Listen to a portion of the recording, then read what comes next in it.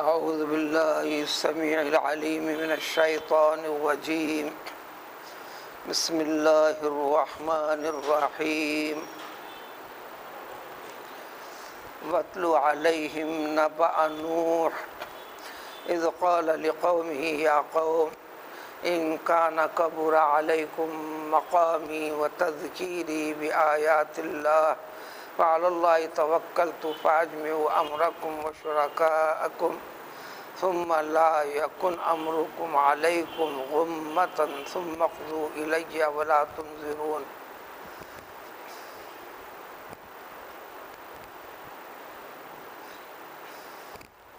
سورہ یونس سورہ کی ابتدا سے یہاں تک کوئی 70 آیتیں گزری. ان تمام آیتوں میں عقیدے کے متعلق بات ہے. ایمان اور ساری زندگی کا دار و مدار صرف عقیدے کے اوپر ہے.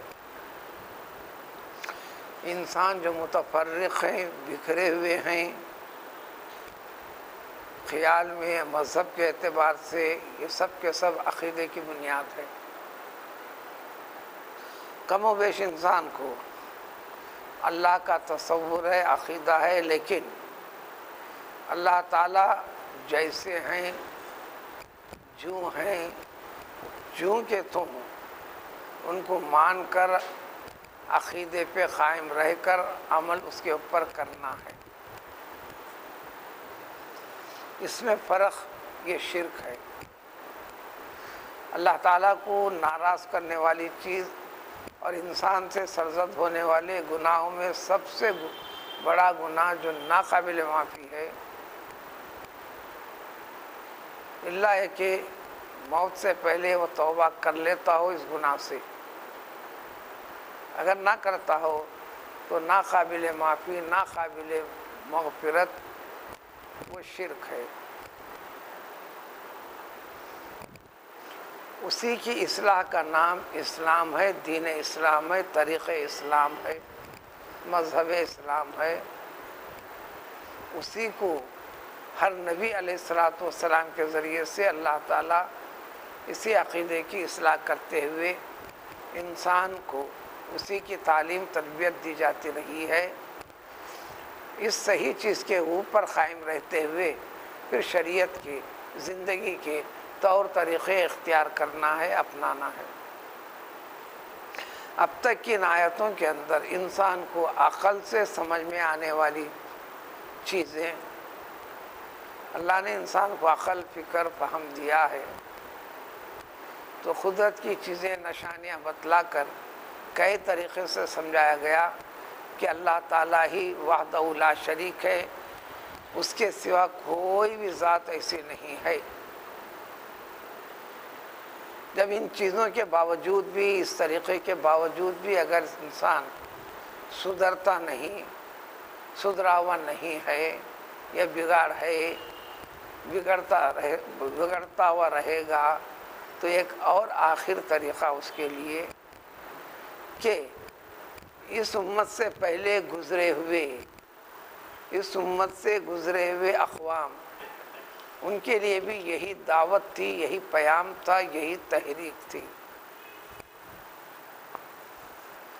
ان کو بھی یہ سارے کے سارے طریقوں سے سمجھا دیا گیا، بتلا دیا گیا. نتیجے میں سمجھانے اور بتانے والے جو انبیاء تھے اور انبیاء علیہ السلام پر ایمان یقین رکھنے والے تھے، ان کا پیچھا کرتے گئے قوم ہلاک کرنا چاہیے، برباد کرنا چاہیے. لیکن یہ عقیدہ اتنا حق ہے، سچ ہے، پختہ ہے کہ جو اس کو دل کی گہرائی سے یقین کے ساتھ مان لیا، پختگی کے ساتھ بٹھا لیا، تو دنیا کے کسی بھی قسم کے نقصان کی، جان کے جانے کی، مال کے برباد ہونے کی، دنیا ساری کے ساری مل کر اپنی طاقت قوت کو آزما لے اور اس کے اثرات ظاہر بھی ہو جائیں، جیسا کہ ہوئے ہیں. کئی انبیاء کرام علیہ السلام قتل ہوئے ہیں، ان کے متبعین کو مارا گیا ہے. آج بھی اتباع کرنے والوں کو، اس کا اعلان کرنے والوں کو دنیا پیچھا کرتی بھی ہے، مارتی بھی ہے، پھر ان کو دنیا کے طور طریقے میں ان کو پیچھے سے پیچھے ڈالنے کی کوشش بھی کرتی ہے، وغیرہ وغیرہ۔ تو اس واقعے کو اب چند واقعات کی جھلکیوں کے طور پر ذکر کرتے ہیں تاکہ اس طریقے سے سمجھ لیں۔ دوسرا اس سے ایک پہلو یہ ہے، اس امت کے لوگوں کو سب سے پہلے پیغمبر علیہ السلام کو جس وقت قرآن نازل ہوا تھا، اس وقت کے صحابہ کو، پھر وہی طریقہ ہے قیامت تک کے اس کلام پاک پر ایمان یقین رکھ کر اس کے پیام کو قبول کرنے والے کو، جس کو مومن کہتے ہیں، جو اسلام کے ذریعے سے ایمان کی منزل تک پہنچتا ہے آدمی، اس کو سمجھانے کے لیے کہ ان کو بھی ایک دلاسا دینا ہے، تسلی دینا ہے۔ یہ سارے کے سارے شور و پکارے سے، مخالفتوں سے، طاقتوں کے استعمال سے، کئی مملکتوں کے آپس میں متحد ہو کر مخالفت کرنے کے عنوان سے حق بدل نہیں جاتا، حق اپنی جگہ پر رہتا، اور یہ حق پر باقی رہتے ہیں، کسی چیز کی پرواہ نہیں کرتے۔ چنانچہ وضاحت وَاتْلُ عَلَيْهِمْ نَبَأَ نوح،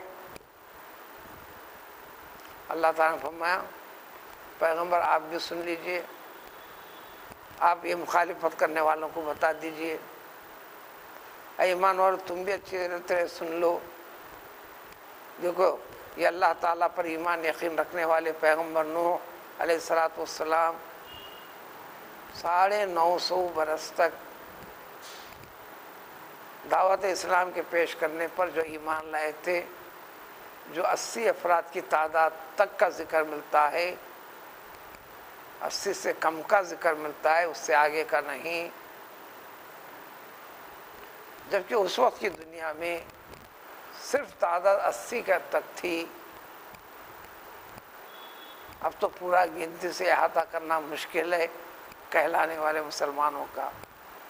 حقیقت میں رہنے والے مسلمان کتنے ہیں، ان کی تعداد اللہ ہی خوب بہتر جانتا ہے، جو حقیقی ایمان اس عقیدے کے پر جو دل کی گہرائی سے تعلق ہے، وغیرہ۔ تو ان کو پیغمبر نوح علیہ السلام کے واقعے کو ان کے پاس ذکر کر کر، تلاوت کر کر، وضاحت کر کر پیش کر دیجیے۔ تو اللہ تعالیٰ اتنی طویل مہلت بھی دیتے ہیں۔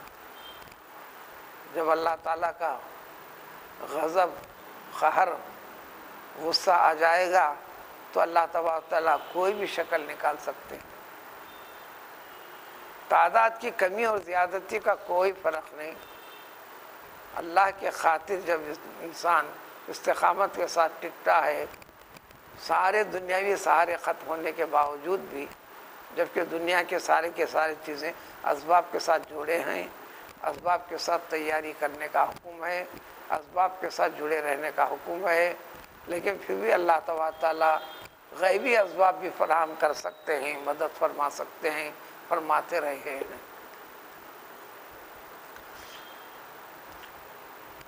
نون و ہا، نوح سے مشہور و معروف ہیں، یہ اللہ تعالیٰ کا بہت ہی خوف رکھنے والے، اللہ کا ڈر رکھنے والے، اللہ کے سامنے آہ و بکا کرنے والے، خوب رویا کرتے تھے۔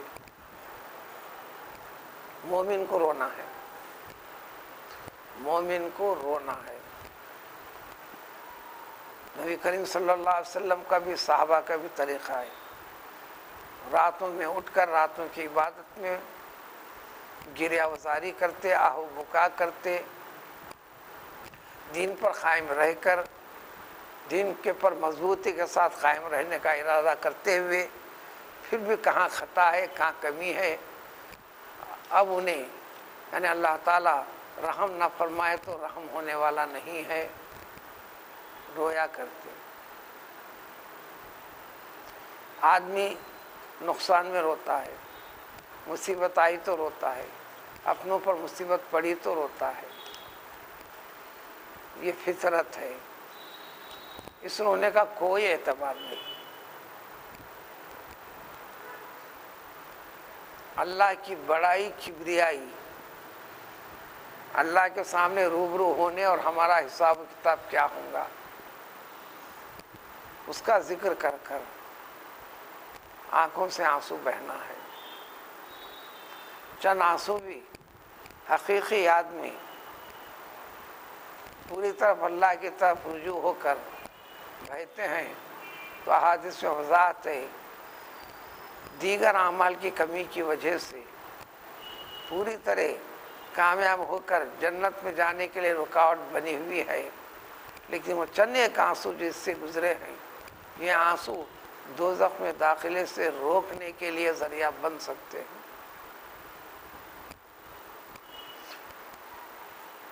اور یہ رونا کب آئے گا؟ کلام پاک کی تلاوت کے بغیر نماز نہیں ہے۔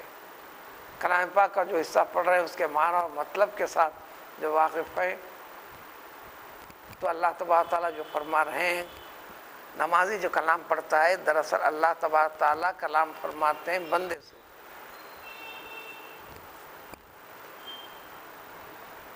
آپ سورہ فاتحہ پڑھتے ہیں، اس کے ساتھ کوئی ضم سورہ پڑھتے ہیں۔ نماز میں کلام پڑھنا دراصل اللہ تبارک تعالیٰ کلام اپنا سنا رہے ہیں، آپ سن رہے ہیں۔ ظاہری طور پر سبب آپ پڑھ رہے ہیں، جب اللہ تعالیٰ کلام بتا رہے ہیں، سنا رہے ہیں تو آپ کو مطلب سمجھ میں آنا ہے۔ جب مطلب سمجھ میں آیا، بشارت خوشخبری کے وقت پر مسکراہٹ آئے گی، خوف پیدا ہو کر طبیعت میں کپ کپاہٹ تھر تھراہٹ والی کیفیت پیدا ہوگی، دل نرم ہوگا، آنسو بھی نکلیں گے۔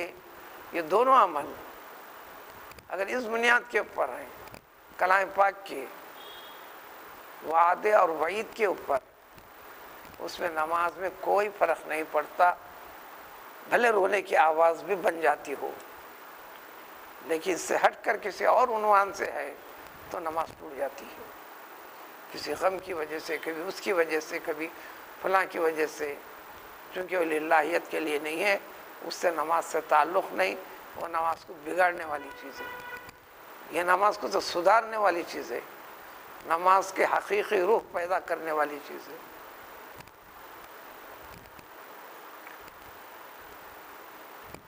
تمام انبیاء میں، تمام اہل اللہ میں، تمام نیک صالح اور بندوں میں یہ صفت ہے، یہ صفت ہے۔ حسن بصری رحمۃ اللہ علیہ کے متعلق ہے کہ رات بھر روتے تھے، گڑ گڑاتے تھے، نماز میں پڑھتے تھے، پھر دن میں کبھی کسی کو پتہ بھی نہیں چلتا تھا، اس طرح رہتے تھے، خوش مزاج آدمی۔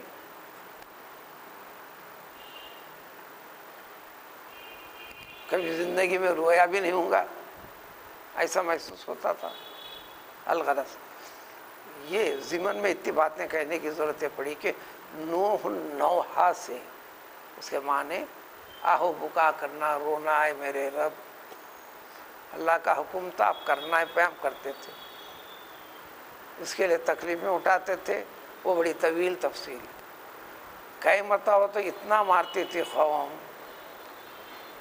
یقین ہوتا تھا کہ مر گئے، پھینک کر چلے جاتی تھی، پھر افاقہ ہوتا تو پھر کام میں لگتے تھے۔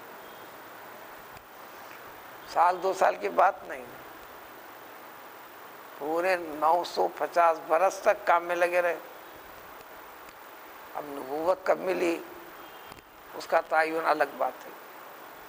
بعض روایتوں کے مطابق آپ کی عمر شریف 480 برس کی ہو گئی تھی، اس وقت آپ کو نبی بنائے گئے، نبوت ملی روایتوں کے مطابق۔ قرآن میں اس کی وضاحت نہیں، بہرحال قرآن ذکر کرتا ہے کہ نبی تھے، پیغمبروں کے فہرست میں ایک اعتبار سے سب سے پہلے پیغمبر ہیں نوح علیہ السلام۔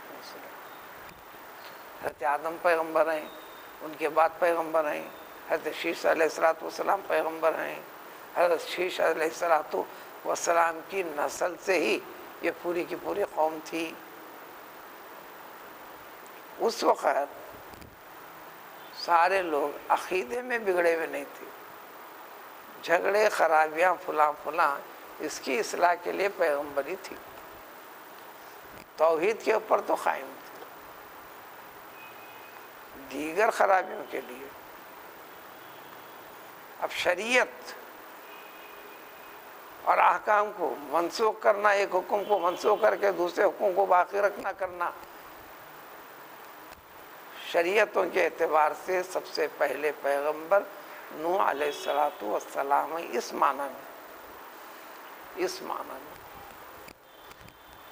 شرک کی خرابی آپ کی قوم سے شروع ہے، وہ تعلیم اور پھر احکام میں پیغمبر نوح علیہ السلام سے پہلے جب تک جو زمانہ بڑا طویل گزرا ہے، حقیقی بہن سے شادی جائز تھی۔ نوح علیہ السلام سے اب شریعت بدلی، انتہائی قریبی خونی رشتے والوں سے شادی بیاہ کو منع کر دیا گیا، جو اب تک بھی باقی ہے، قیامت تک کا وہی حکم ہے، اس لیے کہ اب کوئی شریعت آنے والی نہیں، اب کوئی نبی آنے والا نہیں، اب کوئی اللہ کی کتاب نازل ہونے والی نہیں، اب جو ہیں قیامت تک کے لیے وہ احکام ہیں، فیصلے خداوندی ہے، لا تبدیل لکلمات اللہ، احکام خداوندی، فیصلے خداوندی میں کوئی تبدیلی نہیں۔ دنیا کے طول و عرض میں جد و جہد چل رہی ہے کہ ہم تبدیلی چاہتے ہیں، مسلمانی شکل میں ٹوپی پہن کر، کرتے پہن کر، برقع ڈال کر آگے بڑھ کر مطالبہ یہ کہنے لگے ابھی 21ویں صدی ہجری میں ہمارے لیے یہ احکام غیر موافق دکھتے ہیں، ہماری آزادی کے خلاف ہیں، ہمارے حقوق کی تلفی ہو رہی ہے۔ یہ انسان کا خیال،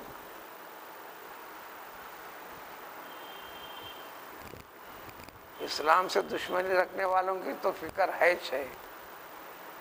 اب اسلام کی شکلیں اختیار کر کے بھی اس کے پر آگے بڑھ کر، خود ہی آگے بڑھ کر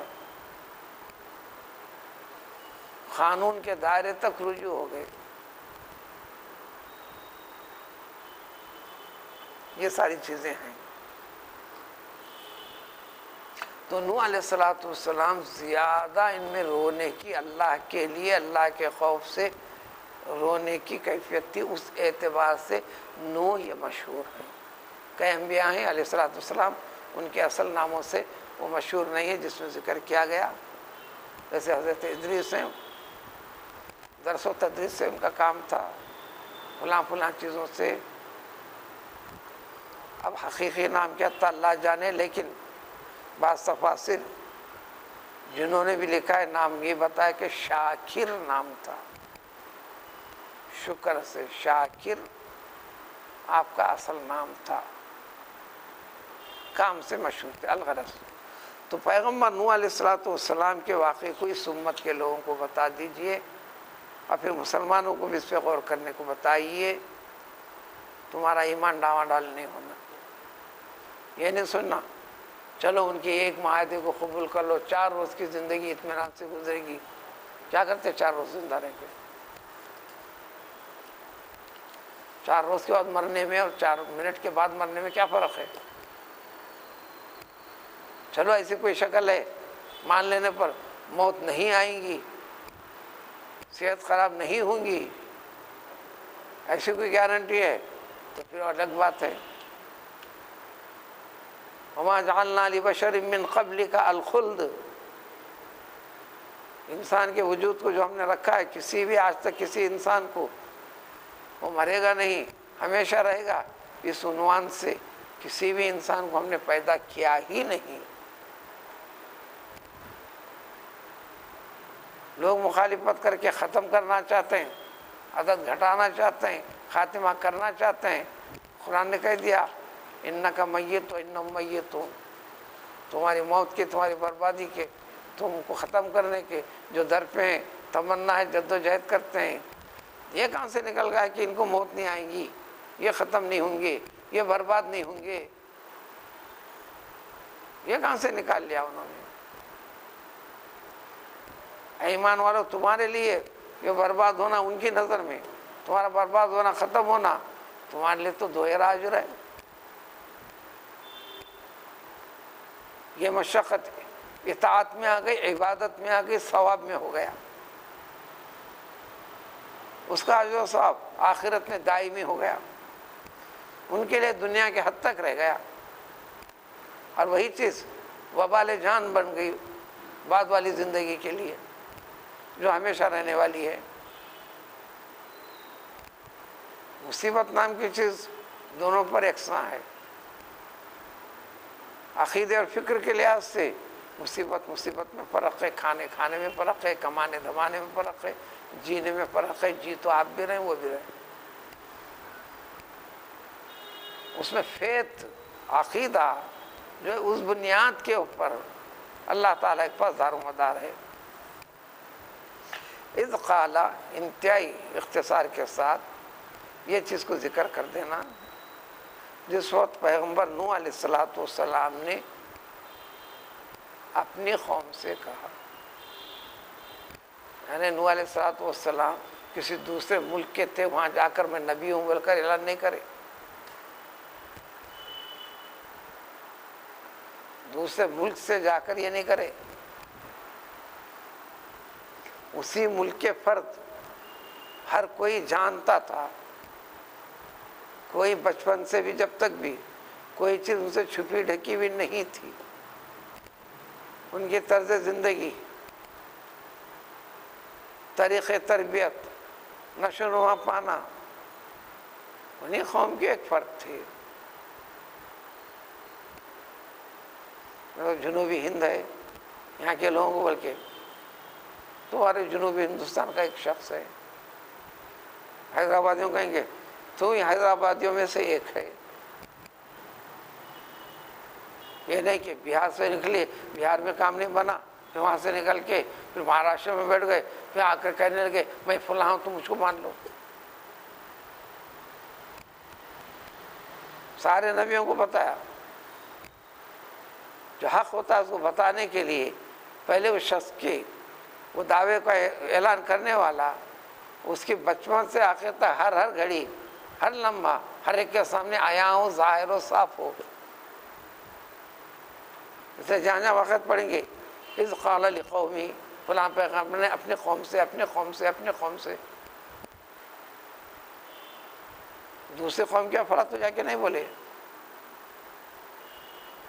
اللہ نے ہی بنایا. حق سے قریب سچائی اور تصدیق کے لیے سب سے ادنا اور سب سے پہلی دلیل تمہارے افراد میں کا ایک فرد ہے. تم کو کھوج کرنے کی ضرورت نہیں، قطعے کی بنیاد پر تم کو آگے بڑھنے کی ضرورت ہی نہیں. طریقہ معیار پہلے یہ ہے، پھر اس کے بعد دوسری چیز صداقت کی دوسری چیزیں ہوں گی. جس وقت انہوں نے آپ نے اپنی قوم سے کہا یہ فرما کر، اے میری قوم، اے میرے بھائیو، میں بھی تم میں کا ایک ہوں نا، میرے خاندان کے رشتے ناتے فلاں سے سب ملتے ہوئے رہتے ہیں نا. کوئی میں الگ کوئی اجنبی ہوں کیا جو ایک خاص مقصد لے کر، ایک خاص تحریک لے کر آ کر اپنے مقاصد کی تکمیل کر لے کے فلاں کر لے کر تم لوگوں کے ذہنوں پر حاوی ہو جاؤں، تم سے مال و متاع کو لوٹ لوں.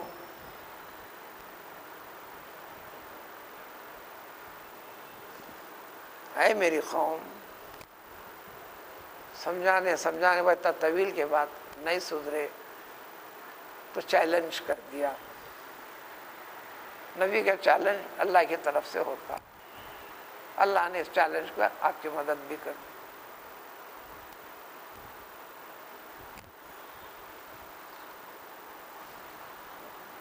میرا قیام، میرا وجود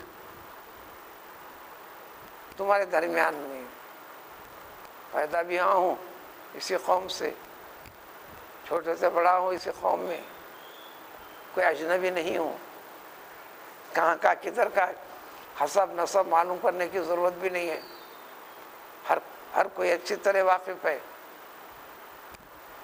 اس کے باوجود بھی لیکن میں جو پیام دے رہا ہوں نبوت سے جڑا ہوا، یہ میری طرف سے ہرگز نہیں ہے، اس کی طرف سے جس نے تم کو پیدا کیا، مجھ کو پیدا کیا، تم کو باقی رکھا ہے، مجھ کو باقی رکھا ہے۔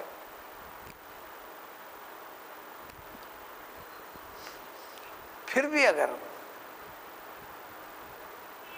میں تو اپنے کام سے باز آنے والا نہیں،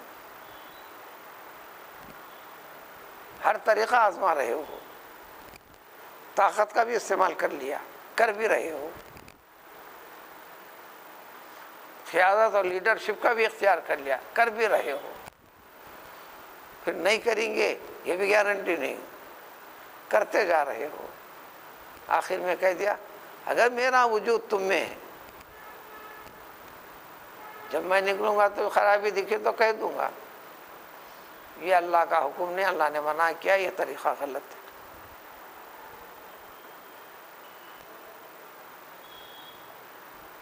تو میرا وجود تمہارے لیے شاخ گزر رہا ہے، گراں گزر رہا ہے، بھاری معلوم ہو رہا ہے، اچھا نہیں لگ رہا ہے، یہ آخری مرحلے کی بات ہے۔ یوں سمجھے کہ 950 برس کی عمر کا آخر حصہ چل رہا ہے، وہ طوفان سے ذرا پہلے کا واقعہ ہے، چیلنج کی بات آ گئی۔ اس درمیان میں کئی نسلیں آئے گرے، امید بنتے گئی، چلو ان کی پیدا ہونے والی نسل تو جڑے گی، پھر ان کی نسل جڑے گی۔ یہ نہیں سمجھنا کہ آپ کی عمر 1000 برس کے آس پاس تھی، زیادہ تھی، تو اس زمانے کا ہر آدمی کی بھی عمر ایسی تھی، یہ نہیں سوچنا۔ 50 60 100 150 200 250 آگے پیچھے، تو ایک گیا جی کر، پھر اس کی اولاد ہوئی جی کر، پھر اس کی اولاد ہوئی، پھر اس کی اولاد ہوئی، مسلسل کئی نسلوں کو دیکھ لیا آپ نے۔ اسی لیے سورہ نوح کے اندر اس کی وضاحت ہے، آخر میں آپ نے دعا کر دی لا تذر علی الارض من الکافرین دیارا، کسی بھی کافر کو مت چھوڑ، حتیٰ کہ ان کے چھوٹے معصوم دودھ پینے والے شیرخوار بچے کو بھی مت چھوڑ، بوڑھے کو بھی مت چھوڑ، کیوں میں نے اب تک دیکھتے ہوئے آیا ہوں کافر کی اولاد کفر کے اوپر ہی تربیت پاتے جا رہی ہے، اتنے طویل عرصے کے اندر اتنی بڑی مہلت دینے کے باوجود بھی۔ اگر ان میں سے یہ چھوٹے ہیں، معصوم ہیں بول کر اگر چھوڑ دے گا تو جس خون کی اولاد ہے اسی کے اوپر پھر وہ کافر رہیں گے۔ پوری زمین کے اوپر سے کفر کے نام کی چیز کو مٹا دیجیے آپ۔ اللہ نے قبول کر لیا، دنیا کو باقی رکھے تھے ان کے خاطر، انسان کے لیے۔ جب انسان نہیں ہے تو دنیا کے کو رہے، لہذا ہر قسم کے جانور کو بھی ختم کر دے، پرندوں کو ختم کر دے، سب کو ختم کر دے۔ ضرورت نہیں تھی لیکن پھر بھی اللہ نے فرمایا کہ ہر چیز کے 2 جوڑے رکھ دو، ہر پرندے کے، ہر جانور کے، فلاں فلاں کے 2 جوڑے رکھ لو۔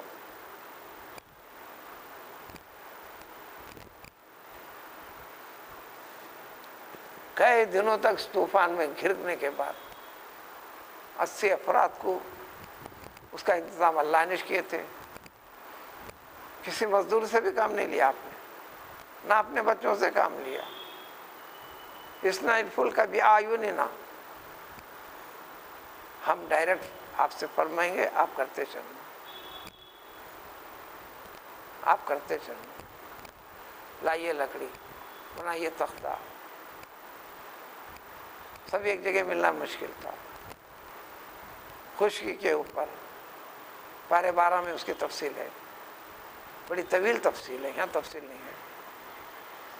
اس کو رکھیے، یہاں سوراخ کیجیے، اس کو کیلے کے تو اس کو جوڑیے، کئی منزلہ اتنا بڑا جہاز بنا، کسی انجینئر کا دخل نہیں۔ اللہ فرماتے گئے، آپ کرتے جائیے، اللہ فرماتے کرتے جائیے۔ قابو سے باہر، پہاڑوں کو اپنی جگہ باقی رہنا مشکل، پھر خطرہ، پانی بھی اندر گھس کے پریشان نہیں کیا، ہموں میں 40 دن یا اس سے آس پاس یا اس سے زیادہ کا فاصلہ، اسی میں ادھر سے ادھر گھومتے رہی کشتی، پھر کوئی مشن بھی نہیں چلانے کا کرنے کا، قدرتی باقی رکھی، اس کی طویل تفصیلات۔ اس واقعے کو قرآن کے کئی پہلوؤں کو ذکر فرمایا، پھر بھی پورے واقعے کے پہلو نہیں ہیں، ایمان سے جڑے ہوئے پہلوؤں کا ذکر ہے۔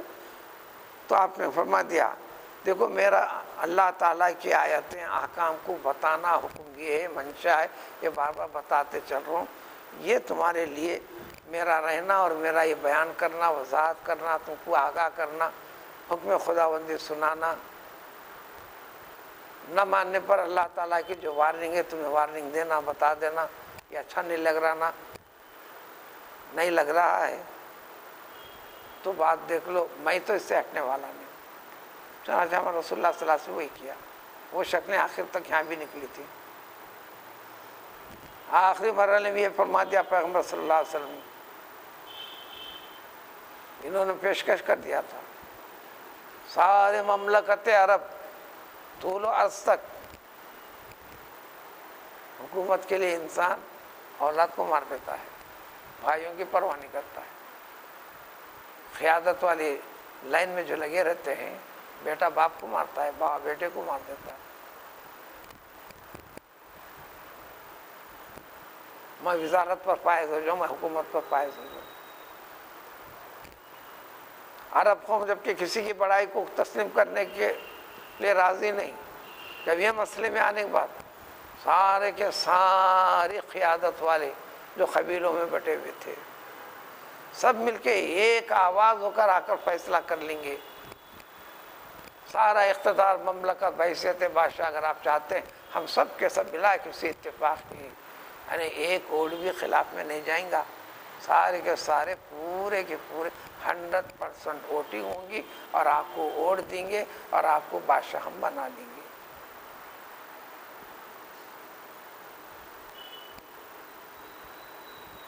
اگر یہ نہیں چاہتے، دولت چاہتے دے دیں گے، نہیں کوئی حسن کے دیوانے ہیں دے دیں گے۔ آپ نے کہا کہ کچھ بھی نہیں چاہیے، مجھے صرف ایک کلمہ چاہیے بس، لا الہ الا اللہ کا پر پابند رہنا، قائم رہنا، اس عقیدے بس، اس کے سوا کچھ نہیں مطالب نہیں۔ تم سے یہ تو ہو نہیں سکتا، اگر سورج کو لا کر ایک ہاتھ میں رکھ دو، چاند کو لا کر ایک ہاتھ میں رکھ دو، تو بھی میں اپنے اس سے ہٹ نہیں سکتا۔ نوح علیہ السلام نے کہہ دیا، یہ کرتے ہیں توکل تو میں اللہ فعل اللہ تو مجھے، میں اللہ کے اوپر متوکل ہوں، بھروسہ ہوں،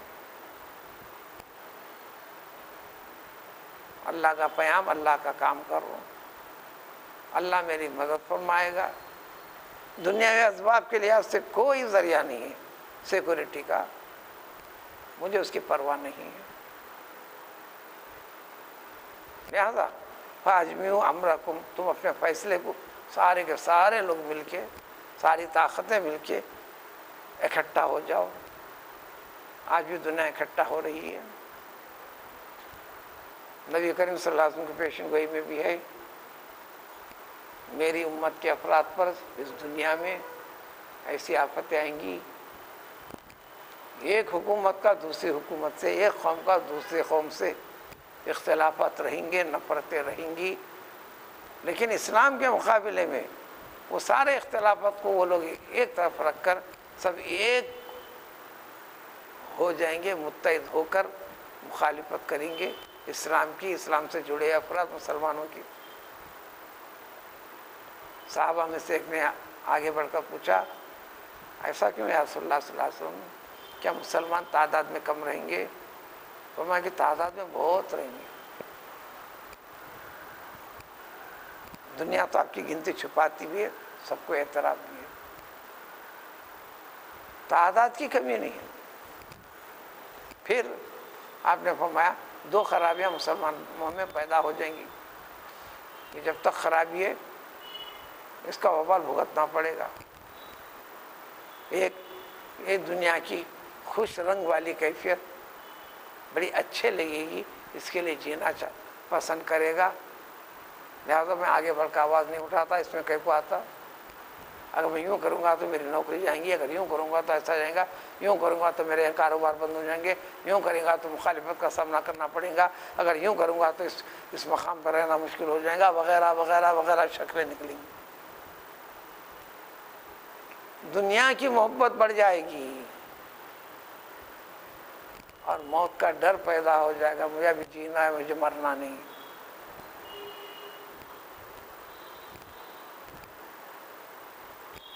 مجھے جینا بھی مرنا نہیں ہے. لہٰذا زبان دراز نہیں کر سکتا ہوں، لب کشائی نہیں کروں گا. سمجھتا ہوں یہ غلط ہے لیکن نہیں کہوں گا کیونکہ مجھے اور رہنا تھا، وغیرہ وغیرہ. تو آپ نے کہا کہ تم لوگ سب کے سب اکٹھا ایک ماہ میں فیصلہ کر لو، اور تمہارے جتنے شرکاء ہیں اس کو بلا رہے ہیں سب کو ساتھ بھی لے لو، جلدی بھی نہیں، جتنا ٹائم ہونا لے لو، ایک ہی میٹنگ نہیں، بار بار غور کر لو، سوچ لو، آخر میں فیصلہ لے لو. میرے خلاف یعنی نبی کے خلاف، نبی کے ماننے والوں کے خلاف، یعنی ان کے مذہب عقیدے کے خلاف. ثم لا یکن امرکم علیکم غمۃ. دیکھو فیصلہ ایسا مضبوط لو کہ تمہارا فیصلہ پھر ایک دوسرے سے پوشیدہ بھی نہیں رہے، کھلا کھلا صاف لے لو. جب ہونے کے بعد ثم مغضو الیہ، اب میرے ساتھ، ارے ایمان والوں کے ساتھ، دین اسلام کے ساتھ جڑے افراد کے ساتھ جو کرنا کر لو، آگے کر لو. ولا تنظرونی، کچھ دن کے لیے جنگ بندی کیجئے، اتنی مہلت دیجئے، سوچنے دیجئے، ذری بھی مہلت مت دو.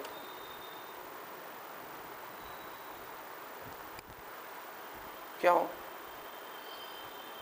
اللہ تعالیٰ عبادت کے لیے پیدا کیا، عبادت اس طریقے سے نہیں کرنا چاہتا. اب اس کی مرضی، اس کو باقی رکھے نہ رکھے. جنگ بدر میں ویسی شکل تھی تو خوشخبری پہلے بتا دیے جانے کے بعد بھی پوری رات روتے گڑ گڑاتے ہوئے پیغمبر صلی اللہ علیہ وسلم نے دعا کی، دنیاوی اسباب تو نہیں ہے رب، گنتی کے صرف 313 افراد ہیں، وہ پورے جنگی ساز و سامان کے ساتھ 1000 کے آس پاس جمع ہوئے ہیں. اگر یہ ختم ہو جائیں گے تو اس زمین کے اوپر تیرا نام لینے والا کوئی نہیں رہے گا، جس طریقے سے نام لینے کا جو چاہتا ہے. تو فرشتے تو ہر وقت ہر مسلمان کے ساتھ ہیں، ہر جنگ میں رہے اور رہتے ہیں، کرتے کچھ نہیں، حکم ہونا نہ کرنے کا. تو اللہ نے خصوصی حکم فرشتوں کو دے دیا، تم فوجی بن جاؤ. کہ خلیل لشکر میں کثیر ہو جاؤ. یہ خالی تلوار اٹھا کر ابھی گردن تک لے بھی نہیں جاتے، اس سے پہلے ایک تلوار گزرتی ہے، اس کی گردن ماری جاتی. ہر جنگ میں ایسا نہیں ہوا. جنگ حنین میں تو جان کے لالے پڑ گئے، 12,000 سے زیادہ افراد مسلمانوں کی. سورہ احزاب کے اندر ان کی طویل تفصیل ہے. کامیابی کوئی شکل و صورت نظر آنے نہیں لگی. فرشتے جب نہیں تھے، فرشتے تو ہے، ہر انسان کے ساتھ کم سے کم 23 یا اس سے زیادہ فرشتے ہر وقت ہیں.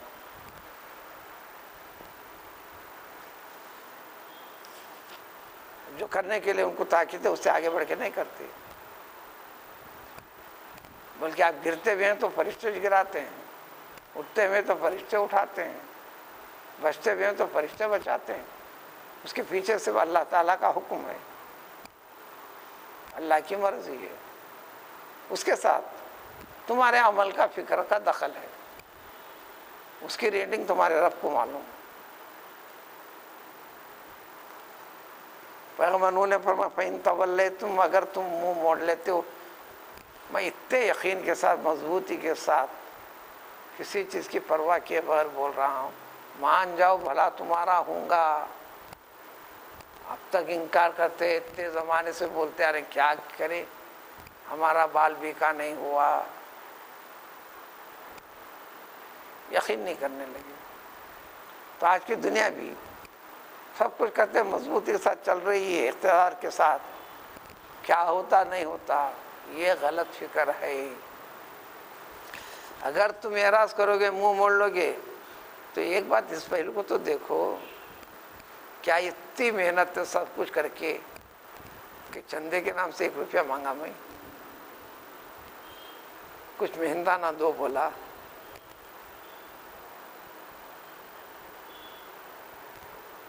پیسہ سب سے بڑی بری چیز ہے۔ دیکھیے ولایت کا امتحان میں پیسے میں،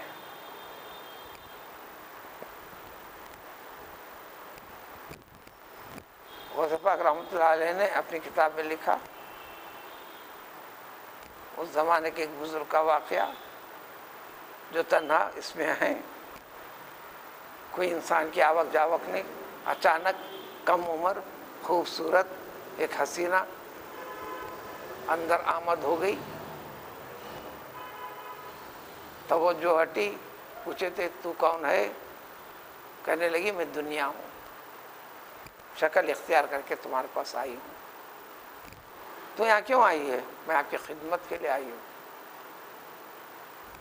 تو انسانوں کو برباد کرنا تیرا کام ہے دنیا کا، تو میری خدمت کے لیے آ گئی؟ ہاں یقیناً میں آپ کی خدمت کے لیے آ گئی ہوں، یہ حق ہے، سچ ہے۔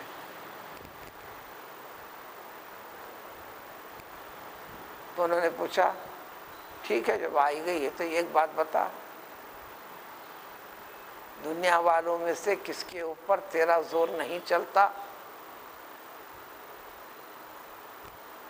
اب تو خدمت کے لیے مطیع و فرما بردار ہو کر آئی تھی، بتانا پڑا اس کو۔ کہنے لگی جس کے دل میں دینار اور درہم، آج بھی دینار اور درہم ہی ہے، یعنی سونا اور چاندی ہی کاسٹ، قیمت نام کی چیز یہ ہے، یہ شکلیں بدل دیے ہیں، اس لیے ہر نوٹ پہ لکھا ہوا ہے، یہ کاغذ کی کوئی اہمیت نہیں ہے، اس میں لکھا ہوا ہے ریزرو بینک آف انڈیا آپ سے کرتی ہے کہ اس کی سیکورٹی فلاں ہے، یعنی اتنی مقدار کا ہے، سونے کی شکل ہے، چاندی کی شکل، آپ کی امانت ہمارے پاس سیف ہے۔ یہ صداقت نامہ ہے جس کے اوپر کاروبار کر رہے ہیں۔ وہی دینار و درہم بولے تو چاندی، دینار بولے تو سونے کی شکل۔ 70-80 سال پہلے تک ہمیشہ کرنسی اسی شکل میں رہی ہے، اب اس کو ایک جگہ محفوظ رکھ کر کرتے ہیں۔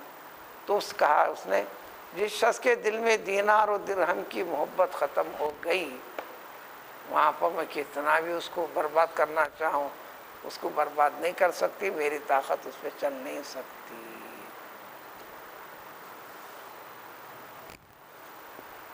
تو دینار و درہم سے جڑنا نہیں، یعنی پیسے سے نہیں جڑنا، یہ کہاں سے نکلا؟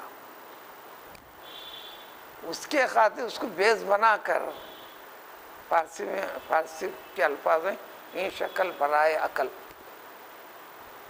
دین کے اعتبار سے، فلاں اعتبار سے، فلاں تحریک کے اعتبار سے جو بھی انسان کوشش کر رہا نا، اس کے پیچھے کیا ہے؟ کھانے کے لیے، جمع کرنے کے لیے، مہندانے کے اعتبار سے یا فلاں اعتبار سے، اس کے اعتبار سے، یہ حساب کو گول مول کرنے کے اعتبار سے، یا کسی بھی اعتبار سے، وہاں خلوص کہاں ہے؟ عربی میں پیسے کو بولتے ہیں فلوس، وہاں خلوص نہیں، فلوس ہے۔ جو فلوس سے جڑ گیا، جب فلوس نہیں ہے تو اسی کو بولتے ہیں افلاس، اس کی زندگی میں افلاس ہی افلاس ہے۔ تو یہ دیکھ لو، ہر نبی کے ساتھ یہ واقعہ کا ذکر ملے گا، فما سألتکم من اجر، میں اس سے کوئی اجر مانگا کیا، محنت مزدوری قبل کر، یہ ہمارا کام صرف ان نجزی الا علی اللہ، صرف اور صرف اللہ کے لیے، اللہ دینے والا، اللہ کے پاس خزانوں کی کمی نہیں ہے۔ کب دے گا اللہ تعالیٰ؟ جب دینا ہے دے گا۔ وہ امرت بس میں ایک ہی چیز کا حکم کی پابندی کروں، میں مامور ہوں، مجھے حکم ہے ان اکون من المسلمین، اپنے آپ کو پوری طرح اللہ تعالیٰ کے ہینڈ اوور کر دینا، حوالے کر دینا، اس کی مرضی کے خلاف مسلمان کے بنے وہی اپنی مرضی نہیں چلانا۔ ان کی قوم نے کیا کیا؟ سب مانے نہیں۔ جب رزلٹ نکالنا تھا تو اللہ نے فرمایا فَنَجَّيْنَاهُ، ہم پیغمبر نوح کو اور ان کے ساتھ جو تھے کشتی میں جو سوار کیے تھے وہ 80 افراد تھے۔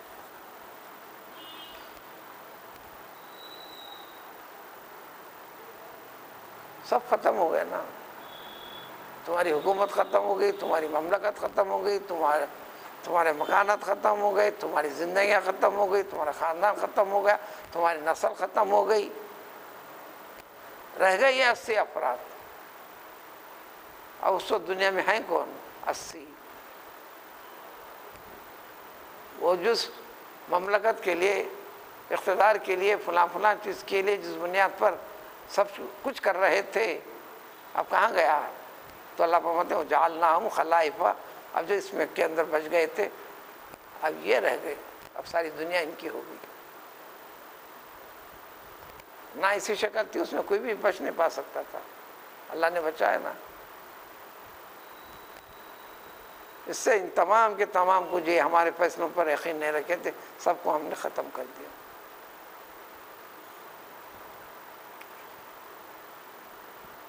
بزرگوں کا خیال ہے، یہ ہمارے بزرگ جو داڑھی ہوگی یا بوڑھے ہو گئے یا ہو گئے یا اچھا لباس پڑ رہے، یہ بزرگ ہیں، وہ اہل اللہ، اولیاء اللہ میں سے۔